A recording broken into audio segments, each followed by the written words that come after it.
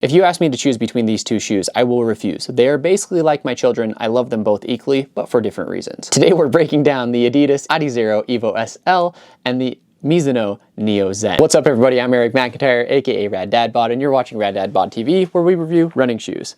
Now, like I said, today we're doing a comparison of the Neo Zen with the Evo SL to hopefully help you decide which one is going to be best for you. Now, if it's your first time watching one of my videos, you may notice some timestamps below.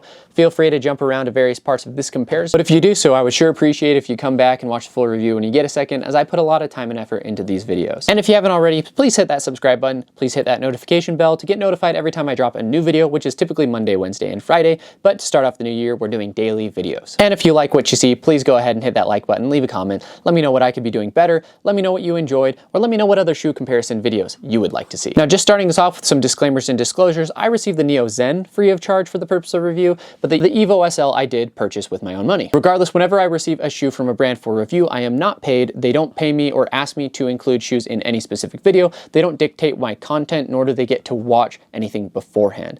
All thoughts are entirely my own. Now, with that out of the way, let's talk about the intended use of these shoes. Now, I would put both of these shoes in the either daily training category or potentially lightweight daily trainer category. What that means is basically they're built for daily miles, easy runs, recovery runs, steady runs, and the occasional long run as well. And if we consider both of them lightweight trainers, then those are going to be the shoes that you could also probably do some pickups or like short intervals with as well. Now, for these two shoes, I feel like the Neo Zen is more of a standard daily trainer and that the Evo SL is more of a lightweight daily trainer, but because of certain aspects of the shoes that we'll talk about today, they kind of blend the categories, and I'm having a hard time placing them because of it. But both shoes are built for something similar, but take a little bit different approach. From a price perspective, the Evo SL comes in at $150 and the Neo Zen comes in at $150. So again, pretty standard for that daily training to lightweight training category overall. Both, I would say, are priced generously because I love both of these shoes, but typical within the industry. Now, moving to the specs, the Evo SL comes in at 8.1 ounces and 230 grams. Meanwhile, the Neo Zen comes in at 8.3 ounces and 235 grams. So there is a 0.2 ounce different or a 5 gram different, but they are pretty much similar weights overall. Moving to the stack though, the Evo SL comes in at 30.5 for a 6.5 millimeter drop, and the Neo Zen comes in at 46, 40, and a 6 millimeter heel-to-toe drop. So this is going to be a little bit more higher cushion, max cushion definitely, but more responsive max cushion versus this is going to fit in kind of that lower stack, but still very cushioned trainer category. From a fit perspective, the SL fits true to size. I do find the toe box to be a little bit roomy, and I find that the shoe is somewhat accommodating, but not so much that I would size up or down. I would go with your normal size. Lengthwise, it may be a tiny, tiny bit short, but again, not noticeably different to where I would want to change my size. The Neo Zen, however, runs pretty large. Not necessarily wide, but very spacious in that toe box and a little bit long. So from what I've heard, both in my own experience as well as from other reviewers, is that you may want to consider half sizing down in the Neo Zen. In fact, I had a 10 and a 10.5, and the 10 fits me much, much better overall. From an upper perspective, the SL has an engineered mesh, and the Zen has a knit sock fit material. Now, assuming you have half size down, I find that the lockdown of the Neo Zen is actually really, really nice. The knit upper doesn't have like crazy stretch overall. It's a little bit more structured than it looks, and the large majority of the stretch is going to be happening here around the ankle and the lacing system to allow you to get your foot in the shoe. Meanwhile, the Evo SL has a more traditional overall upper and has some light cushioning in the heel. Both of them, again, if you've half size down in the Neo Zen, have good lockdown. I don't find that I'm sliding around in the shoes, but something of note is if you don't like a knit upper, then obviously you probably won't enjoy this. Also, with the tongue of the Evo SL, it is not fully gusseted and it is very, very short, which can be frustrating if you have to use the runner's knot. But aside from those things with these uppers, I actually very much enjoyed both of them and feel like they get the job done. Both are very breathable, both are very lightweight, and they help me feel connected to the midsoles of the shoes. Moving to the midsoles, this is where the magic of these two shoes happens. So for the Evo SL, you have a Light Strike Pro foam, which is a TPEE-based racing foam that you can find in the premier racing shoes for Adidas, and it also has a nylon shank plate in it, which is not a full length, so it's not going to be a full nylon plate like some other shoes, but it is going to add a little bit of stability to that foam. Meanwhile, over in the Neo Zen, you have a nitrogen infused TPU, and it is Mizuno Energy Next, or NXT is what they're calling it, but that has a couple of different formulations. So this is the TPU nitrogen infused version. Now, there are no stabilization or stiffening agents within the Mizuno Neo Zen, and so the approach or the feel underfoot of both of these shoes is really, really interesting. The Neo Zen I find to be very, very bouncy, very, very fun, very, very smooth. It reminds me a little bit of kind of a Superblast Junior in the sense that like it's not the softest foam in the world. Like it is squishy, but as you compress the foam, it stiffens up and it gives you a really responsive ride. And it's high stack enough that it feels super comfortable on long runs, but super comfortable at high paces actually. I think its best kind of fit is going to be in that tempo threshold as well as long run range, but is a really good kind of daily shoe as well for recovery runs, easy runs. It just feels very comfortable. It feels very effortless, and it takes a lot of the pressure, I feel like, off of your legs. Now the Evo SL takes a slightly different approach, and with that Lightstrike Pro foam, it's a little bit firmer in my mind than the Neo Zen, but it's still soft and kind of has that similar effect of when you put a lot of force into it, instead of squishing, it kind of compresses and rebounds. Highly, highly responsive. I think that the best place for the Evo SL is actually probably in that tempo and threshold as well. I think the Neo Zen does a little bit better on easy, but I think that you can speed up in the Evo SL a little bit more. So the Evo SL, I took it on like interval workouts and it felt really, really good. I ran some 400-meter repeats and felt like I was flying in the shoe. So like typically with that lightweight trainer, you know, you're gonna feel better in a super shoe than you would in a lightweight trainer for your repeats, the things that you really want, kind of that pop. I find that the ride of the Evo SL is super comfortable even on those sharper, faster speeds. So you kind of have the faster speeds blending into tempo, and then you would pick up like tempo, go long and easy kind of over here.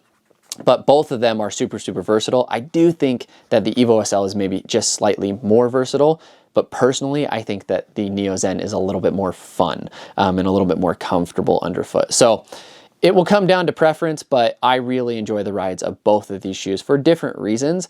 And in my mind, this is kind of your perfect two-shoe rotation, to be honest. Now, something of note is that neither of these shoes is inherently stable. In fact, both of them are a little bit unstable to me. And so just keep that in mind, especially if you have the true to size fit of the Neo Zen. It fits better and has better stability when you're locked onto the shoe with that half size down. The Evo SL, just a little bit of rotating in, a little bit of overpronation kind of kicked in on these shoes. But again, both of these have really nice responsive foams. It's pretty normal for those to not be stability shoes. Now moving to the outsoles, you have a durable rubber on the Neo Zen, and you have a continental rubber as well as a clear rubber on the heel for the Evo SL. Now full disclosure, I have taken the Evo SL probably on more varying elements than I have the Neo Zen. Evo SL does get a little bit slick when the roads are wet or icy. Ironically, I ran in the snow today and felt totally fine in the Evo SL, but I have had a few moments where I've slipped a little. Meanwhile, over on the Neo Zen, I haven't had any issues. The rubber is fairly sticky. It does its job, but if I was running on snow or ice, I may feel very similar to how I feel about the Evo SL. So I can't fully compare those two outsoles, but I will say that I haven't had issues in the Neo Zen, and I have had some slight issues in the Evo SL. Now, as far as what's my pick between the two, again, I can't really make that decision. To be honest, they're both phenomenal. I love them both equally for different reasons. The Neo Zen is a lot more fun to me. So I really I want to run so many more miles in this shoe.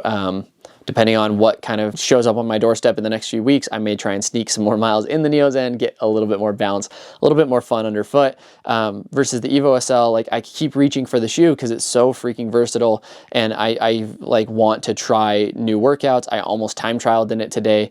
So it just comes down to what you want. If I needed a shoe that could do a little bit of everything and do it well, Evo SL. If I just want to have fun and I have a big shoe rotation, Neo Zen. That is kind of how I would go about it. I don't think you can go wrong with either shoe. I think you're going to be very happy with the both of them. Just some final thoughts to wrap us up. My Evo SL review is likely dropping before this comparison.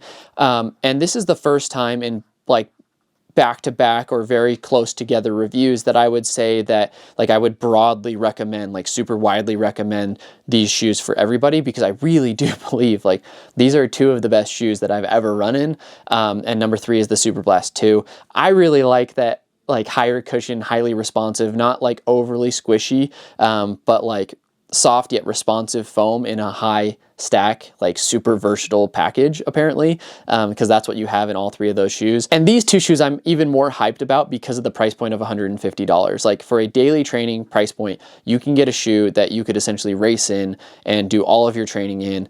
And I think that's pretty awesome, especially considering the price of running shoes has just gone up and up and up, and we're having, you know, $300 racing shoes now. So in that sense, I'm just happy to see not necessarily budget options, but lower price options with this level of technology, this level of comfort, this level of bounce, because that wasn't always the case, or maybe hasn't been the case for the last few years. Now, will these two be dethroned as my top 2 shoes of the year? We'll have to see. Probably call this like standard daily trainer, or maybe max cushion daily trainer, and I call this one lightweight up tempo daily trainer. So they're taking the #1 spots in those categories hands down. Like it's not even close right now. I haven't tested that many shoes in 2025 yet though. So we've got a number of Under Armours. We've got the Brooks Glycerin 22 still on the shelf. I need to take out the Wave Rebellion Flash 2. I have not gotten miles on those just yet. And then I should have a couple of models coming from pretty much every brand this year.